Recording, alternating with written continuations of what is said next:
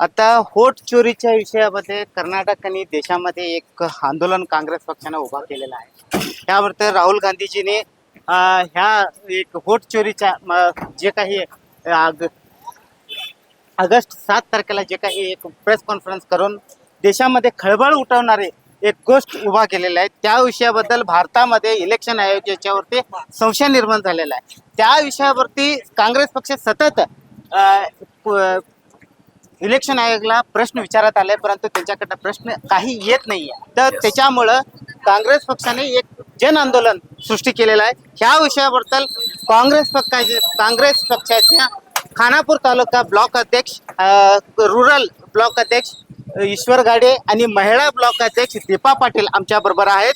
त्यांच्याबरोबर आम्ही संवाद करू. साहेब, कसं बघता हे सगळे आंदोलन? हे पहा, देशाचे लोकसभेचे विरोधी पक्ष नेते आणि आमच्या काँग्रेस पक्षाचे सर्व सन्माननीय राहुल गांधीच्या नेतृत्वाखाली बिहारपासून ते बेंगलोर आणि सगळ्या या राजस्थान, गुजरात आणि कोल्हापूर संपूर्ण महाराष्ट्रामध्ये जी होड चोरी झालेली आहे, होड चोर गद्दी चोर या स्लोगन खाली संपूर्ण देशामध्ये आमचे जनप्रिय नेते राहुल गांधी यांनी चळवळ उभारलेली आहे.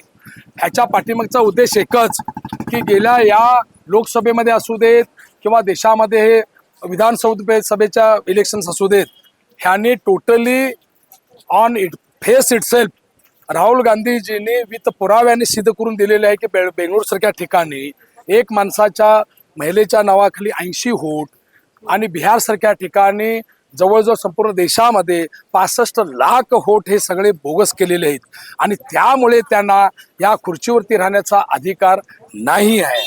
कारण म्हणूनच हे होड चोर गद्दी चोर या स्लोगनला त्यांनी फिट आहेत.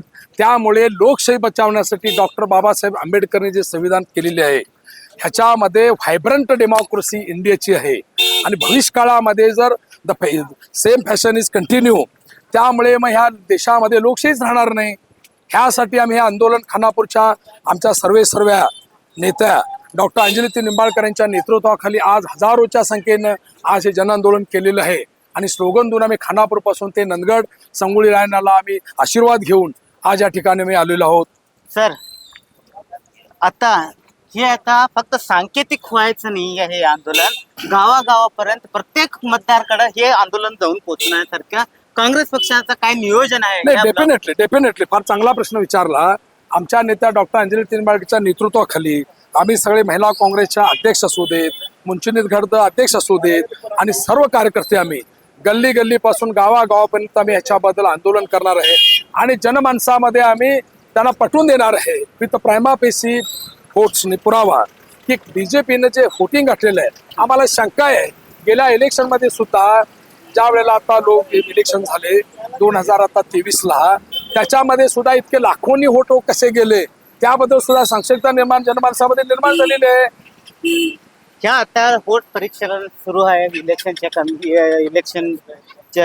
आयोगाकडनं. ह्याच्यामध्ये होट कधी कमी करण्याचं आणि जास्त करण्याची ह्याच्यामध्ये लोकांच्या मध्ये हे जागृती आहे. टेक्निकल एक इश्यू आहे, ह्या टेक्निकल इश्यूला पण आपण तयार व्हायला पाहिजे. हे पहा, देशामध्ये लोकशाहीच्या आधारे जे इलेक्शन होणे जातात आणि त्याच्यामुळेच हे आपले MLA किंवा MP ज्याप्रमाणे लोकशाहीचं 140 कोटीची ही जनता या घटनेच्या आधारावरती लोकप्रतिनिधी निवडून येणार अशी अपेक्षा धरलेली असते, त्यामुळे त्यांचा विश्वासघात तर नक्की झालेलाच आहे.